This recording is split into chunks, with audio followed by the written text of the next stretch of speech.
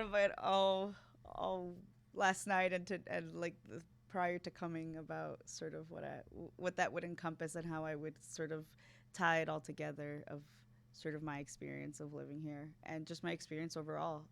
Um, so yeah. Well, and is that the origin of your thesis and what you've been working on in school? Is that personal experience or? It bases from personal experience. It's a very personal story. One of the things that I like to talk about is sort of this love letter to my sort of home, that my home away from home and my home here. The title of the show is "Dónde está mi casa," which translates to "Where is my home?" And that really comes sort of from my journey of being a undocumented, documented immigrant living in the United States, but really just sort of our my thought behind what it means to be home and where you go and make home, sort of this place that you feel welcomed and there's a lot more in there that I explore. Obviously, topics of identity, topics of immigration, topics of just a journey of self discovery, to find the true meaning of home and where my home is.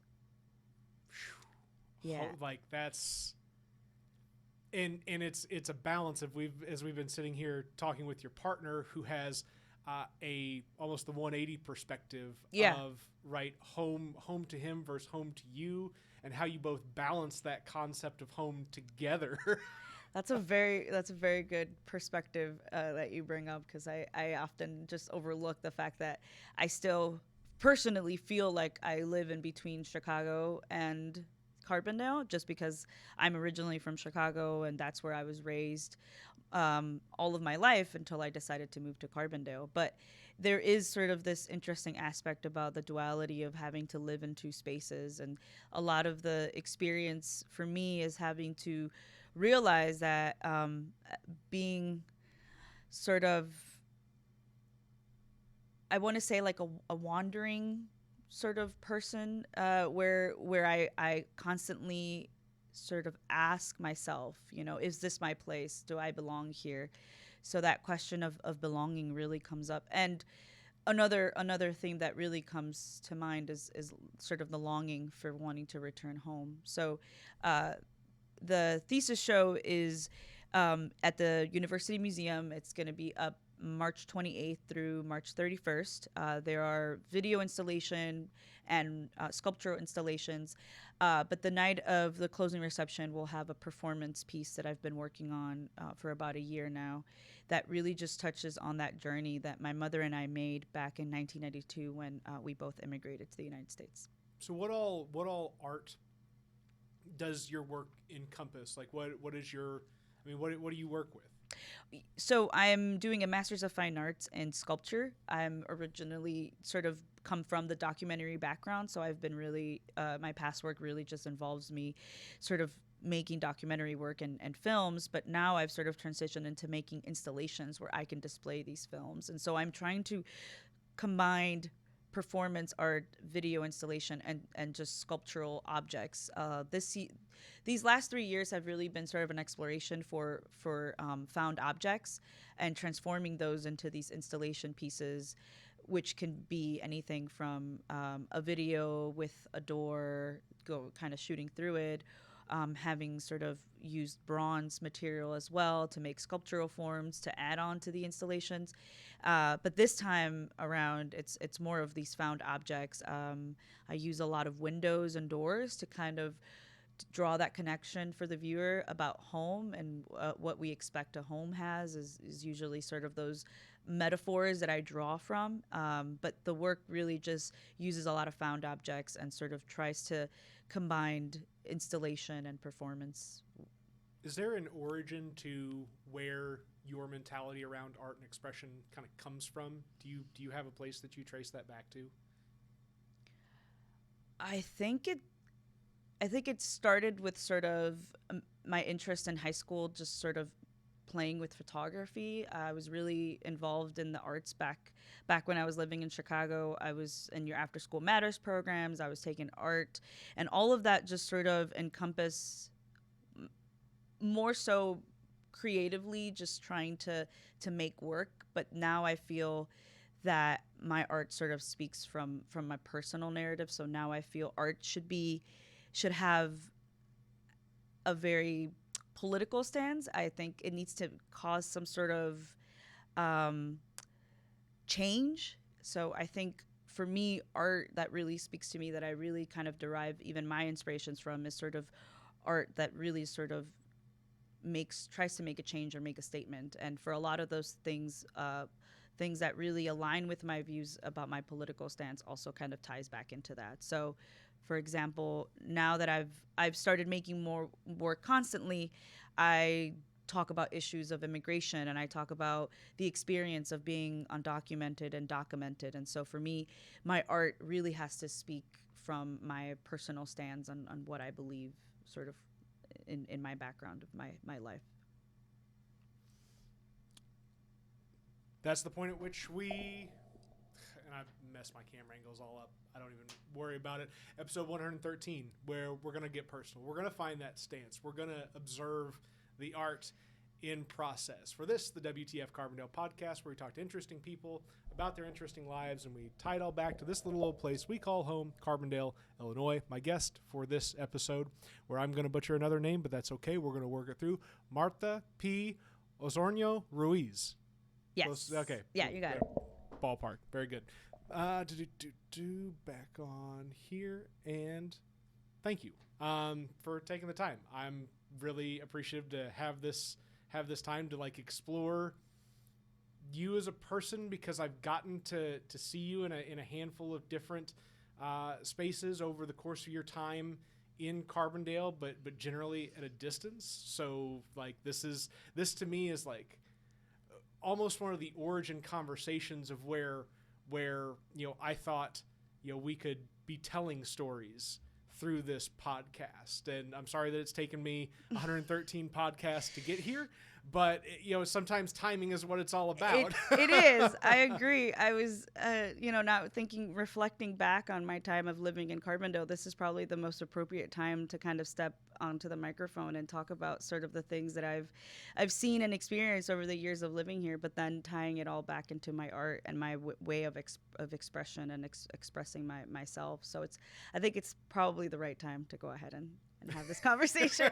And it's like, well, we're already like 8 minutes into it, so we're kind of stuck now. No, I mean, there's so many ways we can talk about it, but I will kind of start back to the point where I was mentioning I moved to Carbondale back in 2015. Mm-hmm. I was actually coming to Carbondale to pursue a bachelor's in mortuary science. So it's kind of funny. A lot of my friends back at home were alumni of the university. And so when I was looking for places to finish my bachelor's degree after getting my associates at community college in Chicago, everything and everyone sort of pointed to moving out of the city and coming to Carbondale. And I said, well, I think that's probably where I want to move to next. And I visited only once, sort of at the end of of what would have been a semester here of the spring semester. And that was enough for me to kind of decide that I wanted to move away from the city and move to somewhere completely different.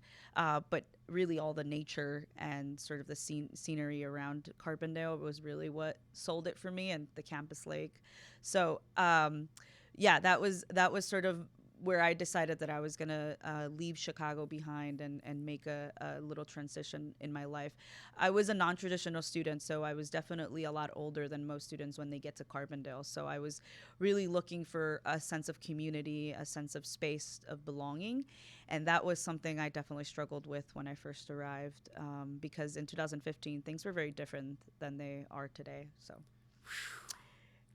and I mean, living through the broader threat to immigrants of all kinds in this country that we experience from, I mean, not that we're not still experiencing Mm-hmm. these things, right? But just to say that where things felt like they were at the most extreme level that they had been for some time, or at least for our generation up to this point.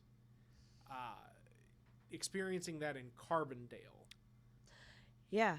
Yeah, I think you're talking about sort of moving from somewhere that I was definitely very much sheltered or lived. I lived in a community which is predominantly Latino. And so moving to Carbondale, it was definitely a culture shock from the beginning. Um, it didn't really dawn on me until about sort of maybe 2 years in exactly what was going to happen and what was going to change. So a lot of the times I found myself sort of walking around wondering like where I could find that space of community, where on even on campus as an undergrad, finding a place where I can kind of speak openly about my situation, about what I was experiencing, about missing home. Right, I've never had moved out of Chicago until up until now, so just finding that place of belonging was something that I searched for in the beginning, and it definitely got sort of harder and then even more complicated as time went on, just because after 2016 2017 I finished my bachelor's in 2018, but I probably wouldn't have stayed. I probably would have left if it wasn't for the people that I kept meeting here in Carbondale, and the people and the resources that I kept finding and coming across, that really sort of made me realize that me being here was sort of a stance of speaking up and trying to make my voice heard, and connecting with other people that might be experiencing the same things in Carbondale. Do you feel like that's what occurred? Yes, I think when they announced the end of the DACA program, once the Trump administration took office, I think that's when I was sort of walking the streets wondering like where I was going to find that community and that space that I can freely talk about sort of my experience. And I came across these group of people that were at the Gaia House, if I'm pronouncing it correctly. Yep. They were having a sort of a manifestation, but also just a visual, where they were opening space and having a moment where we can kind of bring our stories to the public and share it with the community members. And I remember just walking up there and making a poster and talking to the people that were putting the event together, and I right away realized like there are people here who care, who really are part of what makes sort of Carbondale this special place. And so I met, what was Southern Illinois Immigration Rights Group, a group of people who amazingly just kind of took me in and let me sort of speak my mind about what I was experiencing at that very moment, because DACA was sort of under attack as it has been for several years now. And so just the fact that there were people here in Carbondale that were willing to support me and listen to what was happening, was very empowering. What do people broadly not understand about DACA and about the experience that you yourself and millions of young people, I don't even, I throw out a number, I apologize, Mm-hmm. like a number of young people in this country experience, right? That's almost this if it doesn't apply to you, most people don't even think about it. They mentally move beyond it. What are the things that you wish people understood that they don't when they have an interaction with you regarding DACA and immigration status? I think there's two answers to that. The first one is, they realize that, uh, they don't know that the immigration process is broken in our country. And one of those things that they don't realize is that we've been living here, I've been living here, and the many people that are undocumented have been living here for many years. And they think that there is a process. They say get in line or get in the back of the line, but there is no line. There is no process to fixing the situation if the immigration system is broken. So that's one thing that just sort of blows me away, is that people are unaware of the circumstances that one like myself has to go through in order to get even a document that says that I can legally work in this country. There's no benefits to um, having tuition covered or having an ability to pay for school. There's no insurance. There's just a lot of things that we lack that a lot of Americans in this country get to have just because they're born here. And the other thing that I would say to that is that I think they often forget, like, I got here when I was 2 years old. I've never been back to Mexico. And so the fact that I've never been back to Mexico since I moved here in 1992, this means that, like, living here has become my home. This is all I know. So if you try to say go back to where you come from, or if they don't want you here, go back to Mexico. Well, I could, but it feels like a lot of the things that I've done in my life is been cemented in the United States. So this has become sort of my home, and so it's hard for me to move back to a country that is my home because I was born there and I have citizenship there, but I never really spent the time or grew up there.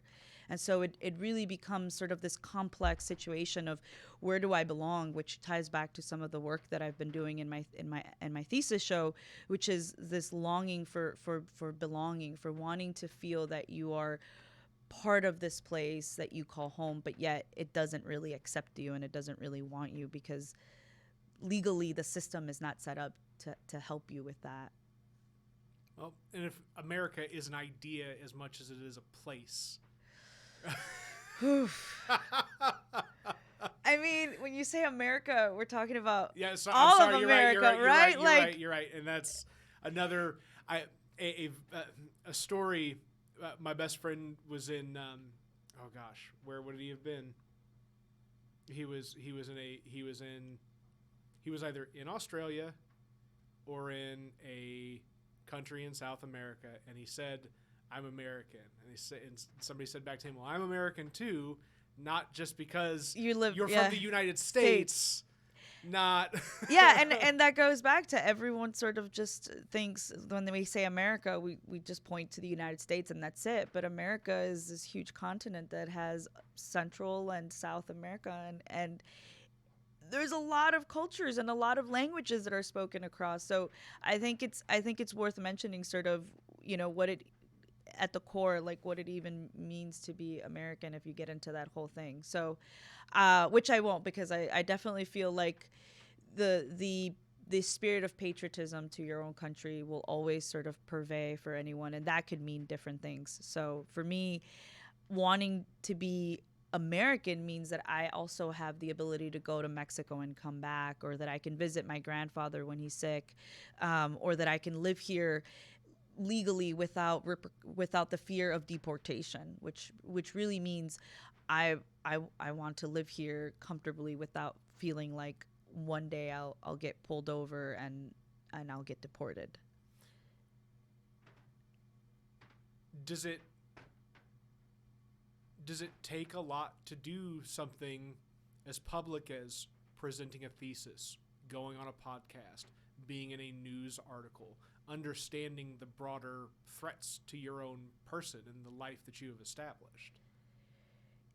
Yeah, I for me it doesn't even matter at this point. I think I've endured and sacrificed so many things in my life at this point to get to where I'm at, that that I'm able to stand here and just sort of make, I want to say, make noise, or make everyone else aware that these are things that aren't just happening in this country, but there are people who are being persecuted and are experiencing different things all around the world. So the fact that people still sort of undermine and forget that these issues of immigration are no longer of importance because there's 100 other things that are obviously a priority, like climate change and women's reproductive rights. It's still sort of as important as all of those things, because we have people that are living here in this country who are undocumented, working the jobs and doing jobs that no one else wants to do, and they get taken advantage of so much. So it's worth mentioning sort of how much of of one's sort of bravery it has to come up to be able to stand here and talk about things. But for me, I think I've overcome sort of that fear. Um, it's I think just a little price that I have to pay of that being making other people uncomfortable, just to make them aware of what's happening. Ooh, that's a good one. The discomfort of others, right? Because Right. people want to take what is truly about you, right, and try and make it about themselves because of the way that they feel about the circumstances that exist around your life. Do you have you had those interactions where people have tried to own that the discomfort of the conversation like it's theirs to own when it shouldn't be? Yeah, I think it happens a lot in conversations where I'll be mentioning something that I'm experiencing, and then someone else would be like, "Oh yeah, but that happened to so and so," and making it sort of like it's no big deal. So undermining sort of the fact that this is something that I've experienced, which is very different from what other people experience. Right? It's not to say that I'm not the only one who's under DACA, or that I have this experience where I crossed the border and I've been living here all my life, that there are many people, but undermining the fact that the things that I and my parents had to go through in order to get to where I am today sort of minimizes that effort and that experience. So I think sometimes it gets overlooked, when I mention things like, yeah, I had to work twice as hard as everyone else to even be able to pay for school or to get a scholarship or to be able to afford sort of the things that I have today. So it's interesting because I think people just see me and they don't really wonder, or they don't really think that I'm sort of in this situation. I get that a lot where they're like, "Oh, but you don't look Mexican, or you don't speak with an accent." And I think, yeah, that could just mean sort of how naive people can be about what someone looks like or sounds like. So I just kind of take a step back and just kind of have to remember that, sometimes people aren't really aware of who they're talking to, or what their experiences have been when they meet someone. So I'm often pretty nice about it because I think that's my moment to jump in and like try to educate them, which I think is part of the role of that, or sort of that hat that I wear, Mm-hmm. when I talk about my life and my experience. So Well, and that's right. That cycles all back to the work, right? The expressive work that you do, and you can tell people things all day long, and you can say to them, "Hey, I'm describing and explaining and sharing my experience with you," and yet you still struggle to even take on the basic comprehension. So you take a next step and you go, okay, what is it through media? What is it through art? What is it through greater presentation that conveys these things? Do you feel like the the purpose in your art helps to amplify what you would otherwise sometimes struggle to get people to think about in conversation? yeah, I think it opens up sort of that conversation, because I've realized that even just mentioning to people like, oh, I'm documented, right, or I have DACA, I'm technically, opening that sort of conversation or that moment where if they're unaware, that they'll go on and ask me questions about it and what that is like. And so I feel that through my art I can have a moment of their attention where I can express sort of my story and tell them my experience, and maybe push the conversation in a way where we're both sort of sitting at the table, and maybe it's a more approachable way for them to come and meet someone like myself Mm-hmm. that they wouldn't have met otherwise. I think you might walk past someone or be at a restaurant eating and you don't realize that that person also might be under the same situation or the same circumstances that I am, but I am willing to sit in front of you and have a conversation, which is what's I think the end goal for me, is to open up that space and have that moment of clarity for that other person. Well, and do you is there a level of value that you see in yourself sharing back to folks who may share your status but don't share the same level of comfort in stepping out with that and putting that front and center and saying, hey, I'm presenting the vulnerable parts of myself to you. Please accept, or please at least understand and listen.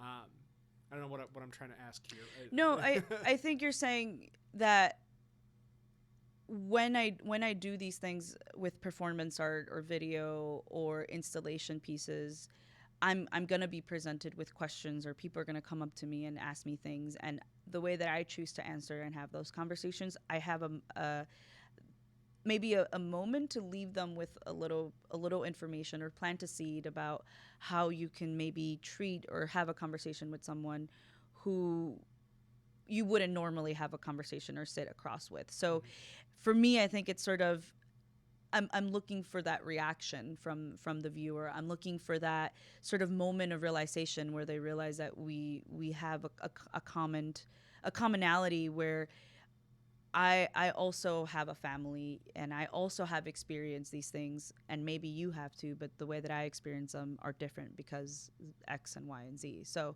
I think it opens sort of that moment for me to be vulnerable, and hopefully the other person can also get to that point as well. So, well, and I guess what I missed with what I was asking was not so much about the person that's on the other side of the table at you from you at the time, but representative of other folks who are experiencing the immigration system like you are experiencing the immigration system, or the lack thereof, right? And there are, it's not to say that everybody is as comfortable or as communicative as you are about this. And is there some level of onus that you feel to be representative of those who do not feel like the same comfort or the same willingness to step out and be vulnerable about your DACA status as you have? Yeah, I think living in Carbondale, I've realized that is definitely something that has happened, where I've been sort of that. I don't want to say I've been that voice, but I've been that sort of representation for other students or other folks that are in the same situation but aren't open to talk about it. I think times have changed, definitely. I think we have maybe a better understanding of who DACA people are, or who undocumented folks are, and so that really sort of allows me to push that conversation into new ways.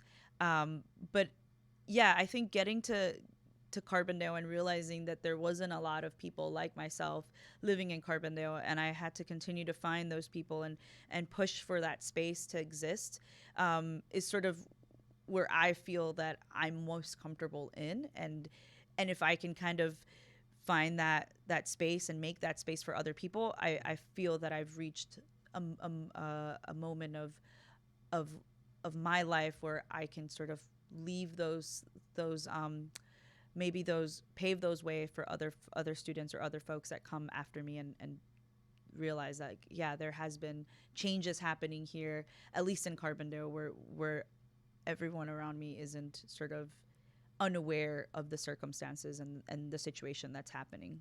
Yeah, no, that's the being a catalyst to that has been a huge like yeah, for a while I was just thinking if I was being tokenized because I was the only one willing to speak up or willing to step in front of the camera. I remember when all of the rallies that we were doing in downtown Carbondale for sort of DACA and pushing for sort of a reform that would permanently lead to a pathway to citizenship for DACA students.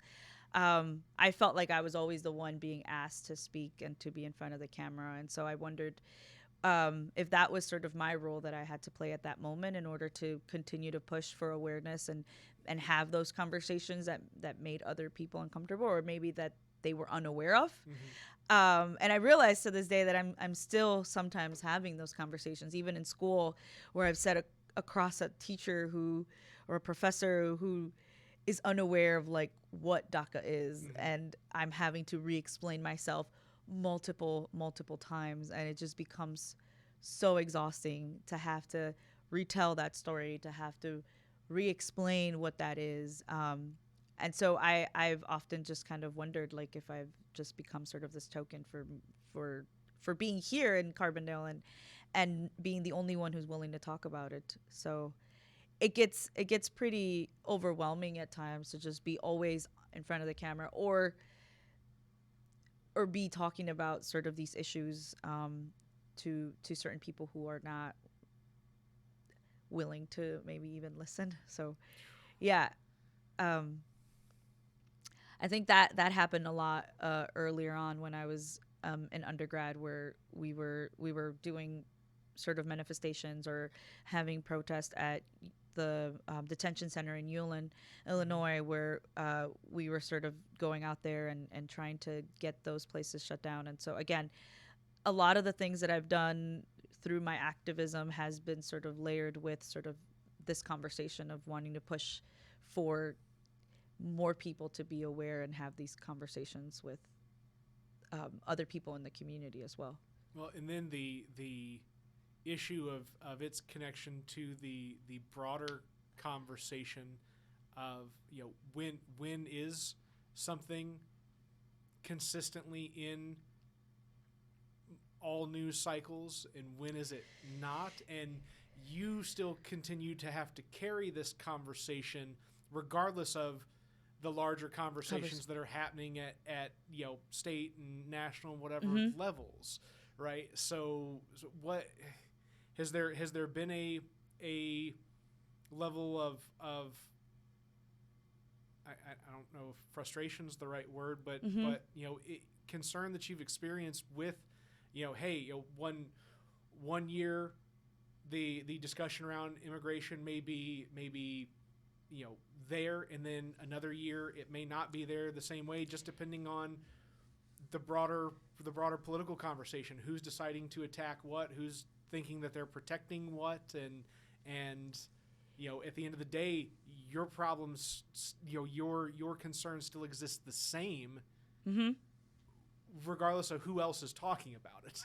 Yeah, or regardless of how much attention we're getting, right? Because it only happens in these moments where um, we're under attack. That we're gonna talk about it again, but that doesn't mean that the problem goes away just because you stop talking about it or you stop bringing the attention to it. So, I think it's worth mentioning that it is something that you day in and day out have to sort of deal with because the problem isn't solved, right? Or there is no end in sight.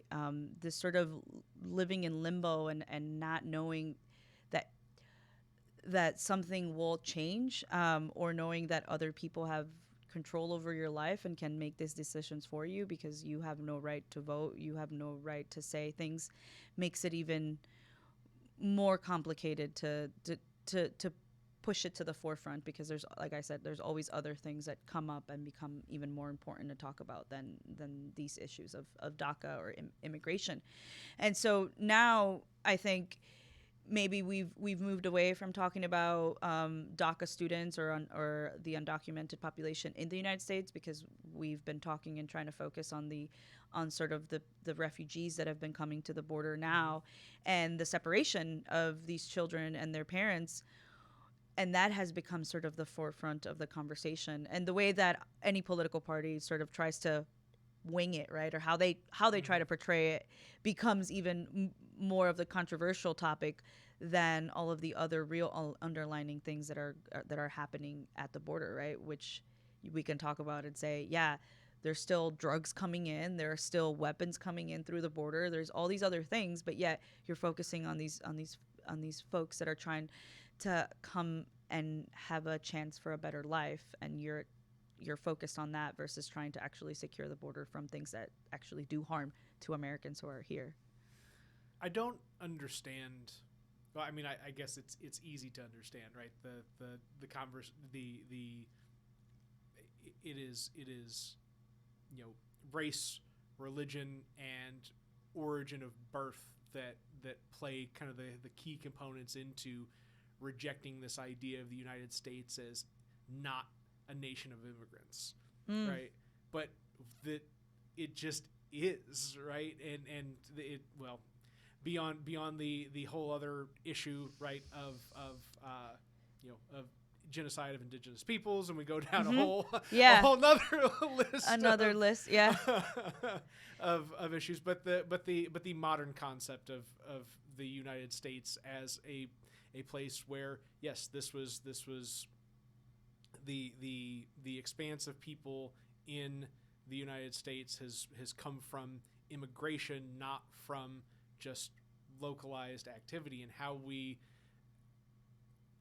still fail to value immigration wholly as a bedrock of the modern United States. Right. Like the foundation of even just the fact that the way that this country was founded was by people coming and immigrating into this part of the world, and obviously kicking out and the genocide of indigenous people that were already here, and then going even a little bit forward to the times where people were coming and immigrating through boats and coming to the side of New York and landing through there, versus the border that we now think about, and this is the only way that immigrants come in. And that's obviously a one-sided conversation if we talk about immigration just from that aspect of there is a border and we need to protect ourselves from that border, when we have tons of other people coming in from all different parts of the world in other ways, right? So I think the conversation always gets sort of manipulated and gets turned into a one-sided conversation about who's coming in through the border between Mexico and the United States, when we also have a border with Canada, right? We also have a border with these other places. And I find it interesting that we always try to criminalize the people that are trying to come and do nothing but just live their lives and have a chance of having a better life. Because it's so much easier to point fingers to the people that don't have a voice, who don't have a say, and can't and don't have any power in what is said about them. So these stories and these ideas continue to be portrayed about this population that I think just makes it worse for the people that buy into these ideas. Yeah, people just want to live, like they just want to. I think they just want to they just want to survive, right? Yeah. They want to. I think about my mother and I when we crossed the border in 1992 and how things were different. Like that was before 9/11, and the aspect of how security at the border and through maybe customs has changed over the years. But if my mother and I would have arrived here in the last 3-4 years, it would have been very different. I probably wouldn't be sitting here having this conversation with you, because the simple fact that I probably would have been separated from my mother and I would have never seen her again, and I would have never been able to have what I have today if it wasn't because of the situation that it is now. So it's very heartbreaking for me. It's really just it just makes it hard for me to talk about it when I realize that could have been me, that mother and child that crossed the border in 1992 from now, and how different that has been and how those people are being treated so differently. Yeah, I don't know that I'd be here and having this conversation or had the opportunity to live this life of growing in the United States and getting to feel that I belong here in the United States because of everything that I've done. I've gone to school, public schools in the United States. I've graduated from high school in the United States. I've learned the language from an early age of 2-3 years old. I was translating for my mother, so everything that I know of is here. And so for me to feel that I wouldn't have had that if I would have been separated and sort of locked away in a detention center for who knows how long, not seeing my mother or knowing anything about my family, it would have been a very traumatic experience, which I think a lot of those children are experiencing. I mean, they're they're concentration camps.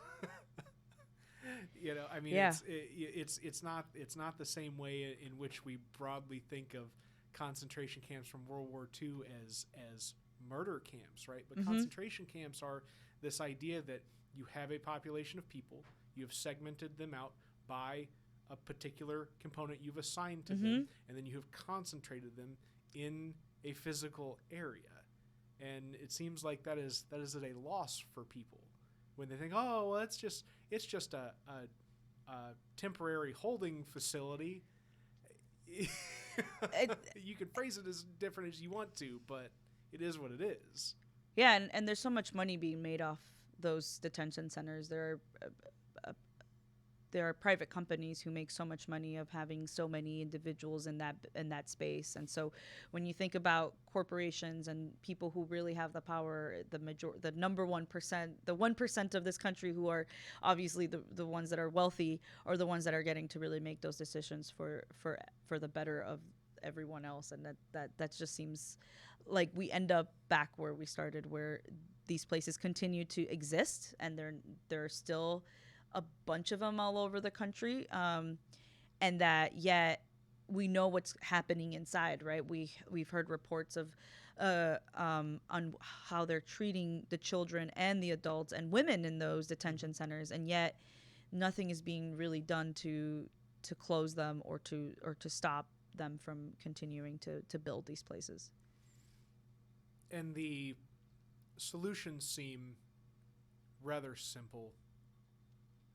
In terms of like what would you do to welcome the immigrant at your door, right? Like what is it to simply be hospitable as a nation to others, right? The real basic, right? For a country that really prides itself on this idea of we're built on Judeo-Christian values. But what are core to some of those values? The welcoming of the other as you may see somebody, right? And so how do you spread that concept throughout a system as opposed to do the exact opposite, which is what we've done, right? Create an unwelcoming environment, not a welcoming environment, for whatever reason that has been.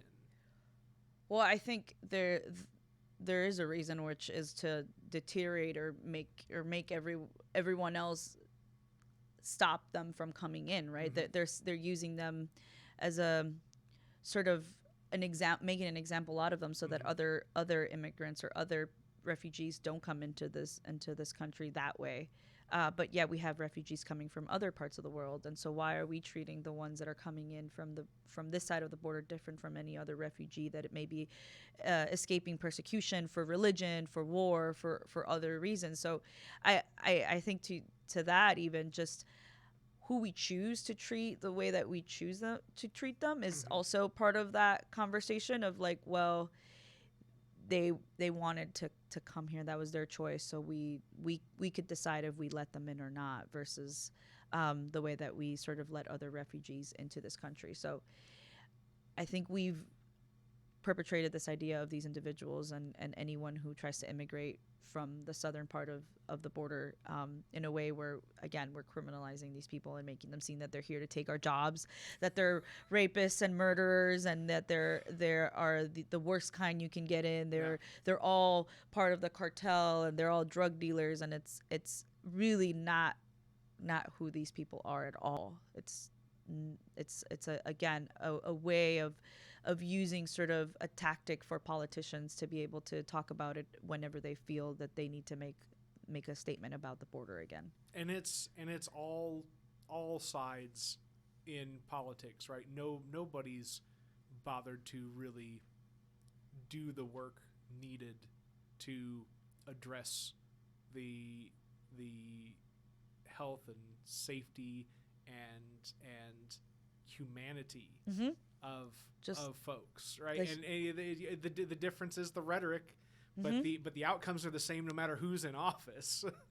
Yeah, things have not really been that much better even since the Biden administration came in. You know, I think Biden ran on a platform where a lot of maybe young Latino voters or Latinx voters thought that he was going to sort of make a change or make pass a bill that would definitely help sort of the young documented individuals who are already here in this country, and it has totally not been the case at all. And so I'm curious as to how much more time and money are we going to continue to spend to renew our DACA every 2 years, to be able to work in this country legally every 2 years, if nothing has really changed and been done. And when the Obama administration and when Obama signed into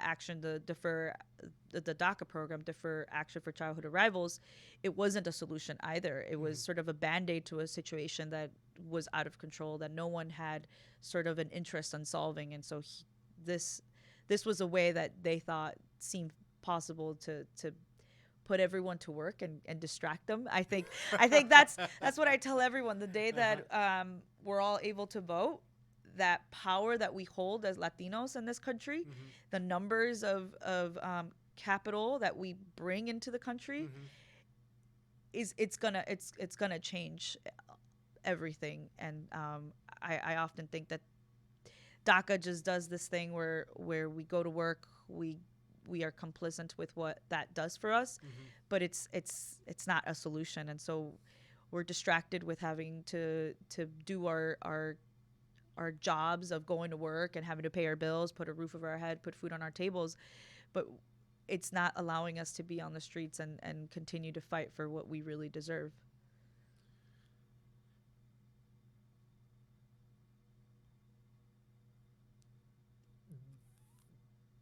I don't know that I'm about to ask this the right way. Bear Go with for me it. on this one. Go for it. I've heard a lot worse. Trust me. When you engage with somebody who is Latino, but maybe on the other side of the immigration argument, the argument around documentation, who may be you feel where I'm going with this, and kind of like I just is there a God, I don't even know what I'm asking. I just like I'm trying to explore the experiences that you have had or may have had with somebody who you would expect to empathize with you, but then turns around and says, "No, you're wrong. I think that." You know, and then they look at you, or they look at your circumstance as if it is a problem or even a threat to the work that they've put in some sort of way, when it should be a shared experience rather than a dividing experience.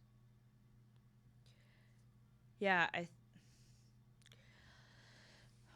I think it's more uncomfortable for them for that other person to have that conversation in a peaceful manner, where we can kind of put our biases aside and come from a common place to talk about things. But if your question is like, how do I handle a conversation like that, or a person that I come across who their views are completely the opposite of mine, I think I even try to be sort of understanding that they might not have met someone like myself in the past, that this is their first encounter with someone who's undocumented or who's documented, or who is maybe culturally different, who is from a different culture.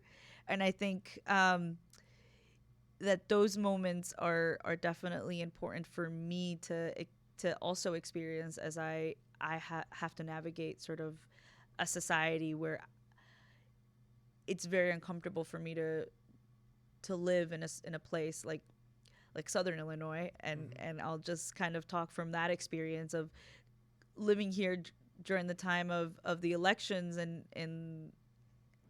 2018, 2019, and realizing that like it was a very hostile environment for me. I think it really just takes a toll on my mental health, but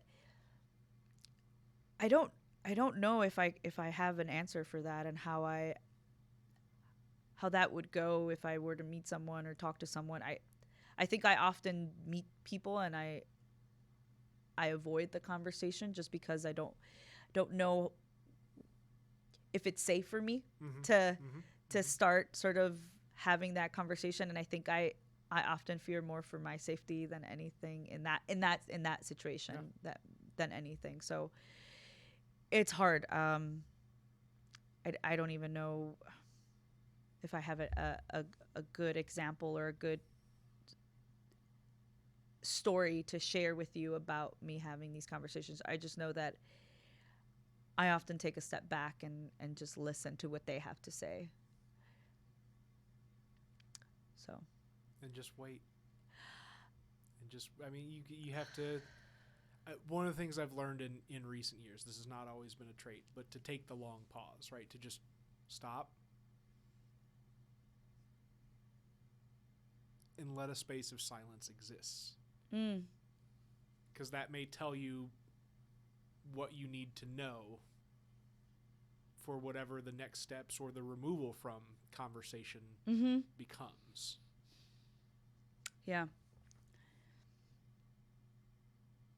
Yeah, I think it's easy for me to get really frustrated and sort of maybe get very confrontational with that person. And so I think you're right, the pause and just sort of letting me sort of sit with what they say and find the best way for me to answer is usually the protocol for when I have these conversations with people. Um, I don't think there's not one thing I can say to help them change their minds. Mm-hmm. I don't think there's like one right way to have a conversation like that with someone who's not willing to change their stance on immigration or change their stance on race or culture.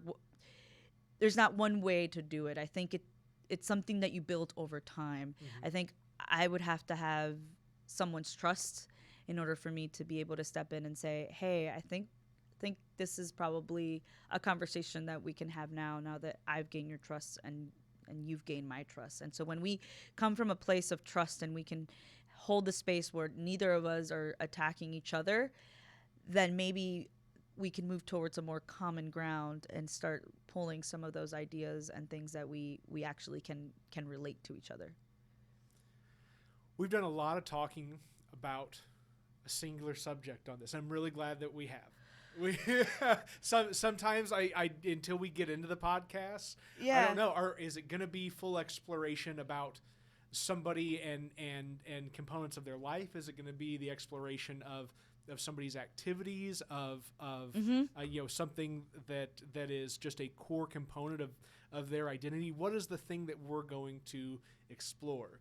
And this has been very singularly focused on the experience of immigration and DACA status and the broader, like, how you have to navigate the world that exists around you. And I really appreciate all of these components of this conversation.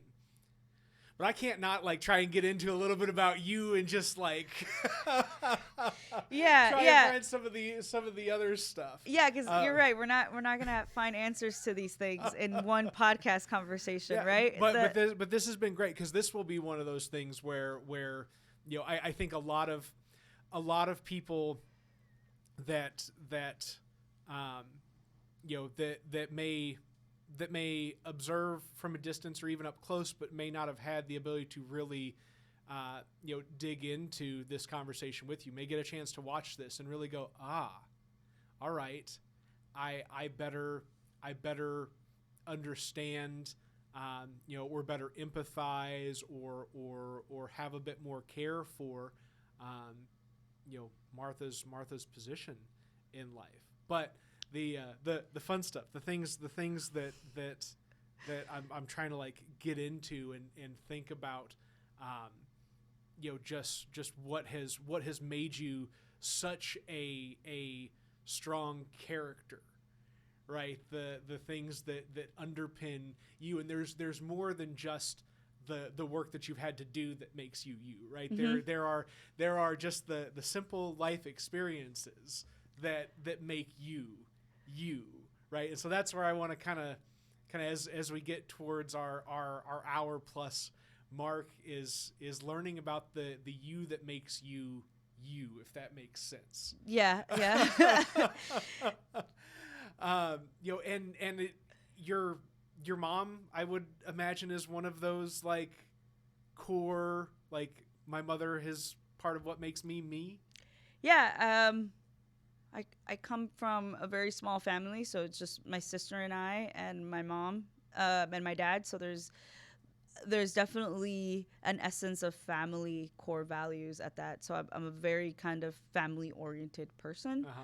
And so I feel my mom has been sort of the backbone of the family because she's the one always sort of holding everyone together. That matriarchy role that she carries with herself that allows me to kind of keep breaking ground and keep finding new Mm-hmm. ways to keep pushing forward. I think if it wasn't for both of them, and not just my mom but my dad too, for both of them having this sort of optimistic look on life Mm-hmm. that I kind of carry with myself. I'm very sort of optimistic in ways that I often don't realize that I am, and it helps to maybe find humor and enjoy the simple things that I think for me make me sort of laugh. But I think my family has sort of been always there for me, sort of that backbone or that in integral part of my raising that has made me who I am today. What do you miss about being at a little bit of a distance from your parents, right? I mean, it's it's not too much of a travel to get back to Chicago and Yeah. go say hi to the family, but you're now at that point in life where you're really independent, right? Yes. There's a point at which you leave home and you become some level of independent at distance, but now you're like, developing your own life. You've got your own partner and your own living space and all these other things. But I don't even know where I'm going with this now. What is that kind of evolution of becoming yourself while still maintaining a strong familial relationship been like? I think you're talking about sort of having to adapt of like living here without my family and having to have limited access to them and to all of the things that I enjoy from home. But I think that I've whenever I can, I get back to Chicago as often as possible. Uh-huh. I was telling my partner Justin on the way here that I was like, I need to drive back to Chicago. Like it's almost time for me to go up there. And sometimes it's just being in the city for me that Uh-huh. really makes me sort of revive myself a little bit. So Uh-huh. it means just sort of hanging out with my sister, hanging out with my mom and my dad, hanging out with some my friends that are still in Chicago, and then just always getting some really good food. Like Yeah. Chicago has such an amazing like food restaurant collection. I can't even think of the word right now. I'm just like kind of mouth-watering thinking of all the places I'd like to go eat. So Yeah. I think Chicago for me is sort of that place that I go back just to like replenish and refill my soul when Yeah. I'm like homesick, because everything about sort of the food and the people in Chicago and my family being there becomes sort of like this thing that I need to get to at some point after being here for like 3-4 months at a time. I don't think that'll ever go away. Even if I decide that I'm going to stay and live Carbondale for the rest of my life Uh-huh. and lay my roots here, I think I'll definitely always be sort of that back and forth Yeah. person that goes all the time just because I feel like I have my foot in two places. I feel like I have my foot in the city and I try to keep connections and relationships with the people that are up there and also with just kind of like knowing that I have the option to come back here Yeah. and that I can kind of retrieve and be isolated and be sort of free of distractions. And then when I need to go back to the city, I can always kind of go back to that place. Well, and that's the just always feels like the beauty of Southern Illinois. When I pitch it to people, I'm always like, listen, our access to St. Louis, Chicago, Nashville, Mm-hmm.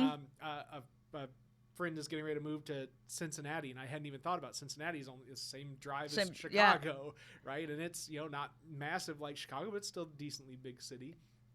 And so like the growing roots here component of it, have you when did you start to go, oh, this may not be temporary for me, this may actually be that is an easy question, because I blame my husband for that, because he was sort of a person that I met during the time that I was definitely feeling really alone and just feeling like I had no place here, or a reason to stay. Like I was ready to move back to Chicago and leave, and I meet this super nice, kind person that I never imagined I would meet in Carbondale, and ends up being sort of the reason why I decided to stay, and then be like, we're all not right. just saying this because he's sitting right here. No. I mean, like, I'm not Are trying you to. having fun?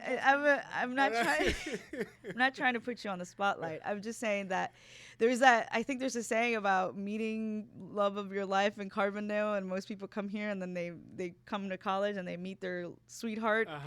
I think it's fucking true. Like, I was like, well, you know, I'll move to Carbondale and I'll experience all kinds of new things. I'll meet new people, and if I meet someone, great. If I don't, I don't. But I think meeting my life partner in Carbondale was sort of like that moment of realization where, like, well, I could stick around here for a little bit longer. His family's from here, and they're amazing people that I also just feel very well supported and welcomed from day one. So Yeah.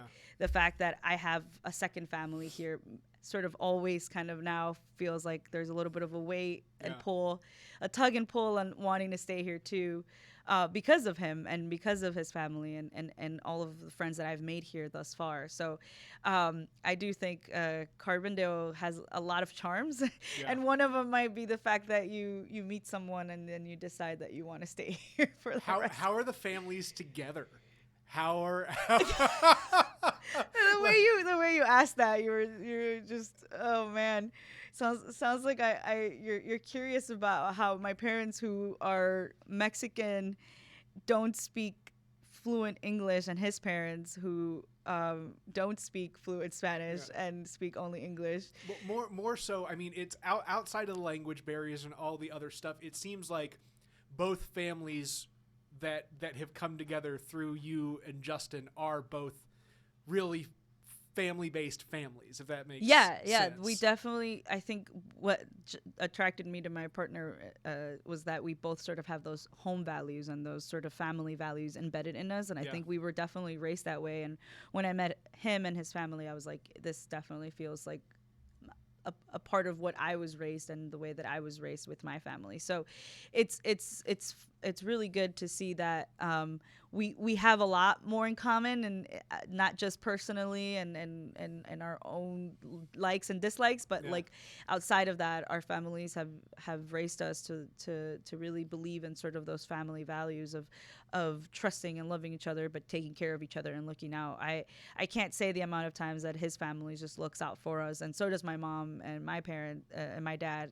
My parents look out for us, right? When we're in Chicago, they go above and beyond to take care of us, and so does his parents. So I feel like there's definitely that similarity there for sure. Yeah, that's the reassuring part, right? To know, like, this is, hey, we're all where we're supposed to be at, right? Yeah. I think you'll find people wherever you go that you align with and sort of have the similar values and thoughts. And so I definitely think I wouldn't have stayed here or decided to marry someone from Carbondale or from Southern Illinois if it wasn't because I definitely felt like welcomed and loved from day one, for sure. So here's the other fun part, because you guys are right around that age where I'm sure you're always getting the when are we gonna have grandkids question. Yeah, that was a very important question we got from, I think, more from his side of the family than mine. But no, I think we we both kind of made our stance clear that we definitely want to have sort of an economical sort of base Yeah. that we can kind of create a family from, and if that becomes sort of our choice, that we should decide that when we're ready. So I definitely think that we both kind of agree in that. I don't know, I could be wrong, but we sort of feel like if it is something that we want to start our own family, that's something that we both have to be ready. And I think as much as I respect him and he respects me, that's one thing that I think we both kind of try to see eye to eye and have those conversations. But we definitely have gotten it from, I think, more from his mom. My mom, she's ready to, whenever we decide to have kids, she'll definitely do it. But I will shut her down and and I will tell her to stop asking me questions, because I feel like I'm not quite there yet. Like, I still feel like finishing my degree here and getting a head start on my career is probably what I'm focused on right now. Yeah. And then hopefully in the near future, if that's what we want. But yeah, it's kind of interesting because you're right. We do get that question a lot. His parents and my parents are always like, "Oh, so now that you're married, you guys are gonna start a family," and we're like, "Well." This is our family. We have a dog and a cat. This is our family.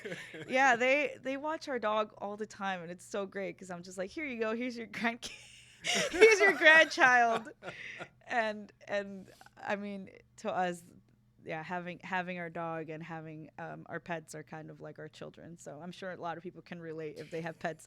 They're like, yeah, this is our kids. These are our babies. This is all our lives revolve around them. Who's gonna come home and feed them, and who's gonna come and take care of them if we're not home? So. Who's gonna clean up the poop when it's all no? Yeah, who's got to clean the litter box? Your turn, not me. Kind of debate about who's gonna clean the diaper, kind of thing. But yeah, we definitely feel that's kind of the family triangle we have going right now. It's just us and our pets. Well, and I'll tell you, as somebody who was young having kids, like I'm 33 now. All my kids between my biological son and my stepkids are all 12 going on 13, and it's like I like the okay, cool. I'll be like 38 when they're 18. Okay. And, there'll be some sort of relationship there. But I yearn for the financial stability of raising a family had I not had kids when I was a kid myself. So I can't tell you guys like enough. Like, you're doing it the right way. Like, holy cow, to try and actually be financially stable to have kids. There aren't millennials that get this kind of opportunity. So like, God bless y'all for.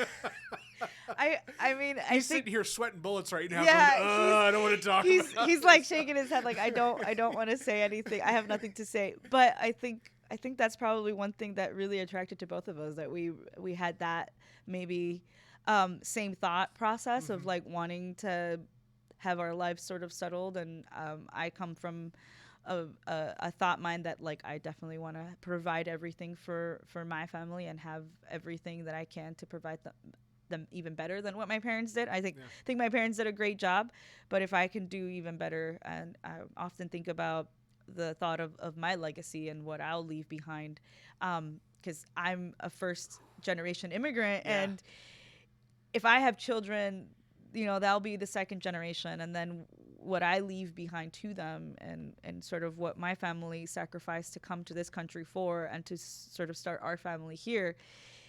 I think there's a lot of thought and weight that goes into thinking, what is my legacy that I'm leaving or cementing now that I'm in this country and that I live here. So I think of that as well, because that's also a big part of it for me. Do you see much of what you do as that legacy building? And when I say what you do, I don't just mean it in terms of yourself as an immigrant. I mean it in terms of your work and education, your personal experiences, your family relationships. Do you see it as this cumulative body of work that is Martha's life, is my legacy, and the lives that go beyond me are my legacy? I think it has only dawned on me recently, now that I guess I'm getting older and starting sort of this next chapter in my life, where Mm-hmm. those questions are the things that sometimes keep me up at night, where I often am wondering, like, am I doing everything right? Am I doing enough to sort of leave something behind that other people can build their life from, or my, or if I have kids, that they can feel like they've had all these examples. I think now more than ever, it really is sort of a big question that I'm often trying to grapple with as I move into another chapter of my life, not just finishing my master's and trying to find a job, but also just trying to buy a house, trying to move into a place where we know where we're going to live and what that looks like. But for me, it's always sort of creating community wherever I go. Mm-hmm. And I think unintentionally, my goal is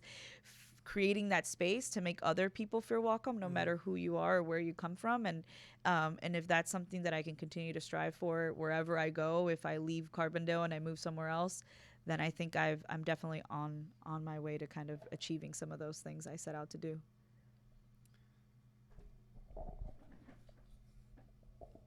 No matter who you are, no matter where you're from, we hope that you have felt welcome on this conversation, the 113th episode of the WTF Carbondale podcast. Have a good one, folks. Whatever that one may be.